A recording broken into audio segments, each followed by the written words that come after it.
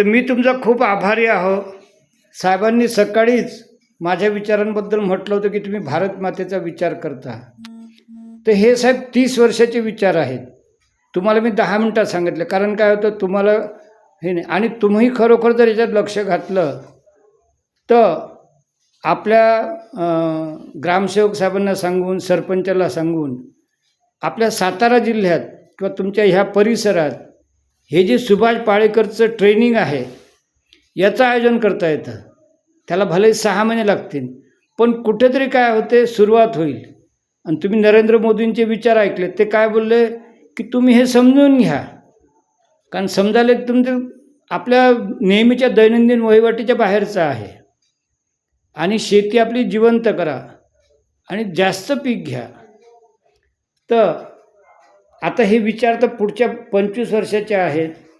तुम्हाला जे वाटेल ते सांगा हे मनोगत. तुम्ही आता 10 मिनटं भाषण ऐकलं या सुभाष पाळेकरचं, मोदींचं ऐकलं, तर तुम्हाला काय वाटतं याच्याबद्दल? काय आपल्याला खत न घेता शेती पिकल आपली आणि पुढची पिढी ह्याच्यामुळे सुधारेल आपली.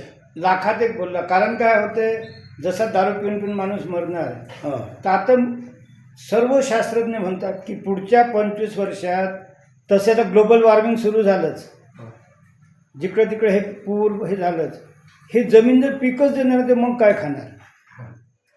आता हल्लीचा समाज काय करतोय, खतावर ह्याच्यावर त्यांचं म्हणणं हा ट्राय करा थोडं तुम्ही. जीवाणू वाढवण्याचा नाही, आणि एकदम नका करू. जसं आता समजा काकाकडे 50 एकर शेती आहे, तर 1 एकर शेतीत पण ते प्रयोग कसे, जायरे पुराण वैर ढोरा केले ते फेल होतात.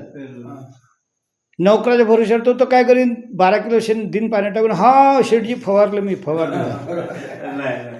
त्या पैसे इथं जीवाणू असणं गरजेचं आहे, त्याशिवाय शेती पिकत नाही. आता आणणार बघ, आमचे अनुभव चांगला आहे. ते बऱ्याचशा ठिकाणी जातात. असं आहे काय? हो, ते हुशार आहेत, शेतकरी प्रगतशील आहेत, त्यांची ऊस बघायला जावा. आणि नाशिक भागाची बरीचशी प्रचारात आहे बरं हे पद्धत.